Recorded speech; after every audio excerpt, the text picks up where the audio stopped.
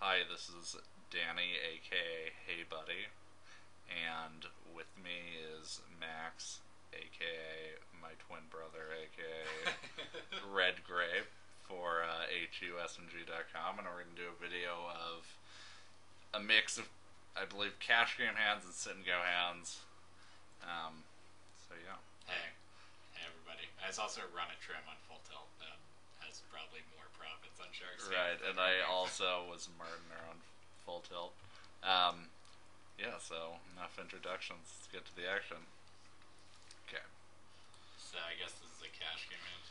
Yes.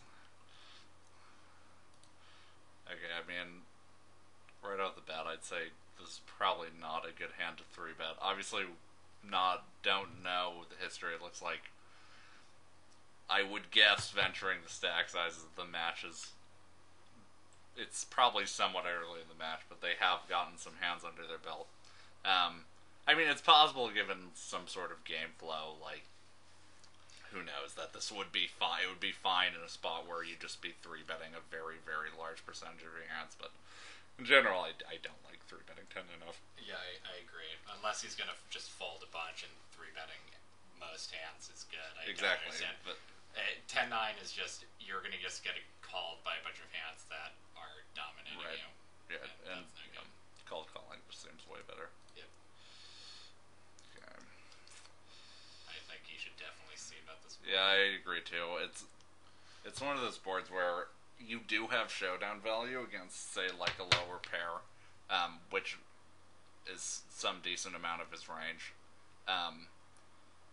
And you have decent equity, but it's really not a spot where you could check call profitably, so it's kind of just a situation where you have to treat your hand as like a trips 2-pair draw instead of like an actual hand with showdown value. You could just check fold all the way, and I don't know that that would be too bad, but I think it's probably just better to c-bet here.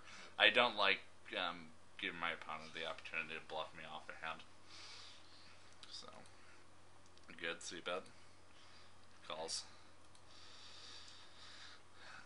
I'd say this is a pretty decent card.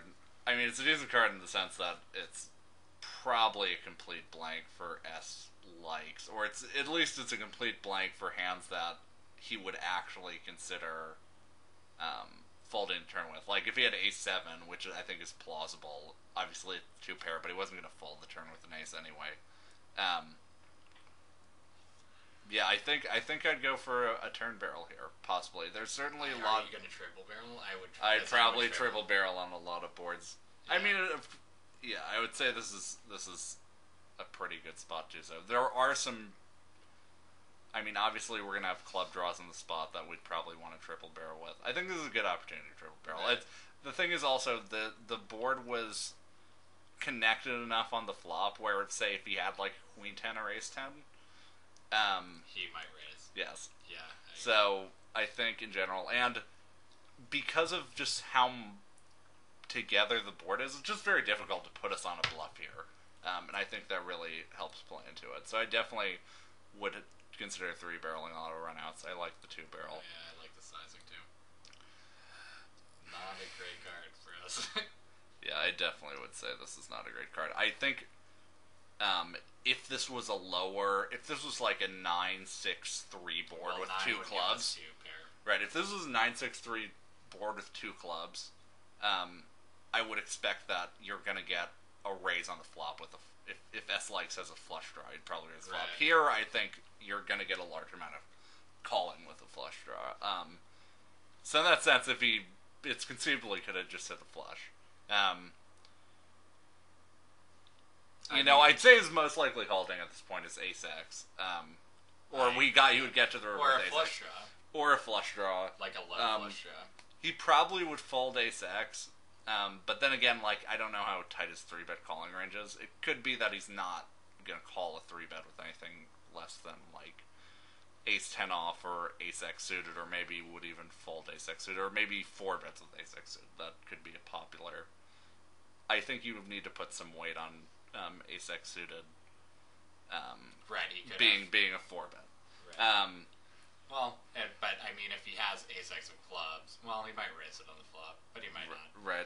I don't know. I mean, there's some hands that he's going to fold, and they're going to be ace-x type hands, but he has a bunch that are going to call, and they're all credible.